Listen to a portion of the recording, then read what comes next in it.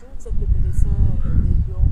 La nouvelle vient de tomber un peu comme un couperet au sein de la tanière. Joël Tagueux ne pourra pas prendre part à cette compétition. De quoi souffre-t-il exactement? Effectivement, c'est une mauvaise nouvelle dans la tanière. Le joueur Tagueux présente une petite anomalie cardiaque.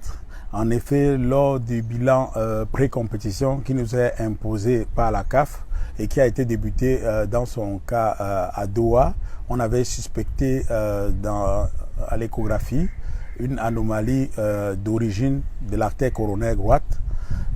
Cette anomalie a été confirmée par un coroscan qui a été réalisé. Vas-y, continue, couper. Vas-y, parle. Ah oui.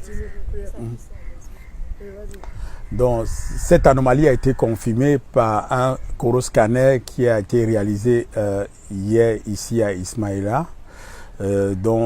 Après un staff multidisciplinaire avec plusieurs cardiologues du sport, plusieurs radiologues, nous avons conclu que le risque de mort subite dû à cette anomalie était non nul.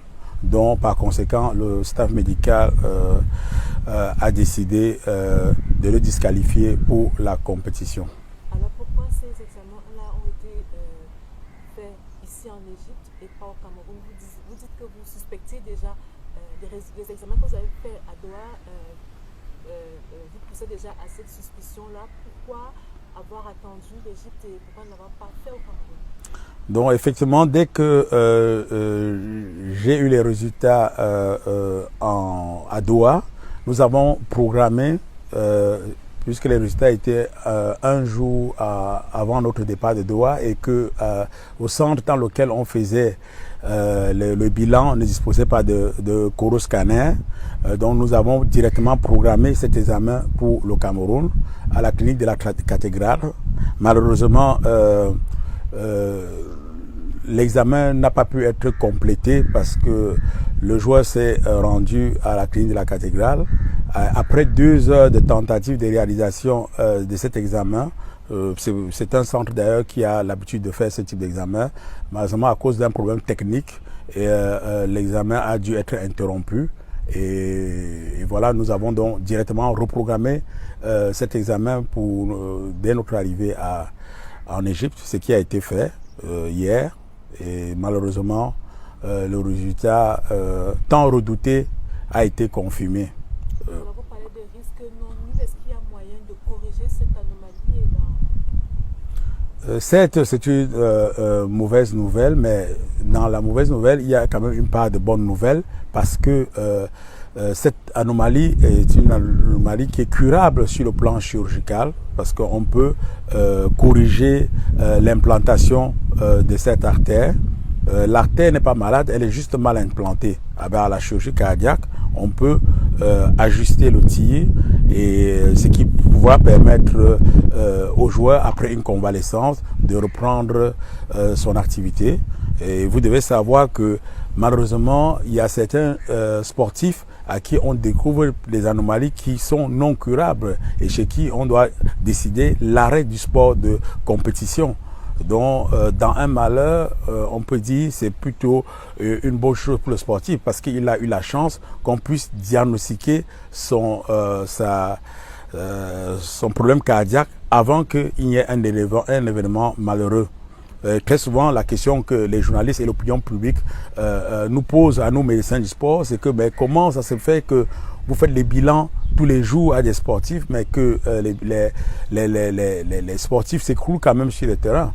Bon, c'est parce que malheureusement, les bilans sont faits, mais on peut passer à travers les mailles du filet. Donc, en l'occurrence, Joël Tagueux, il est sportif professionnel depuis 8-9 ans. Chaque année, il fait des échographies, il fait des échocardiogrammes, mais on n'a jamais suspecté cela.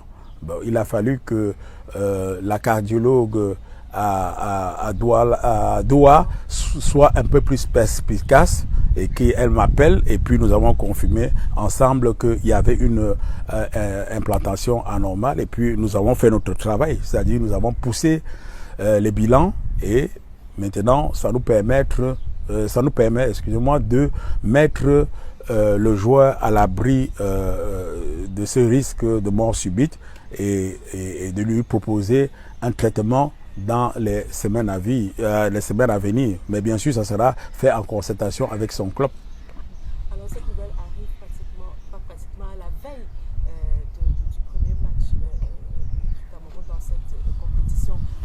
Est-ce qu'il est possible de penser à un éventuel remplacement, à la convocation d'un autre joueur? Est-ce que vous avez déjà entrepris des démarches dans ce sens auprès de la CAF? Oui, les démarches ont été entreprises. Déjà, donc hier, quand à la vue des résultats préliminaires, j'avais déjà introduit une première procédure d'alerte, juste donc pour signaler au secrétariat général de la CAF que nous avons un joueur qui pourrait avoir un problème, mais que j'attendais la confirmation des analyses et des autres expertises le lendemain pour prendre la décision finale. Donc, il y avait déjà une procédure d'alerte qui a été faite hier en accord avec donc, le président de la fédération et le secrétaire général de la fédération.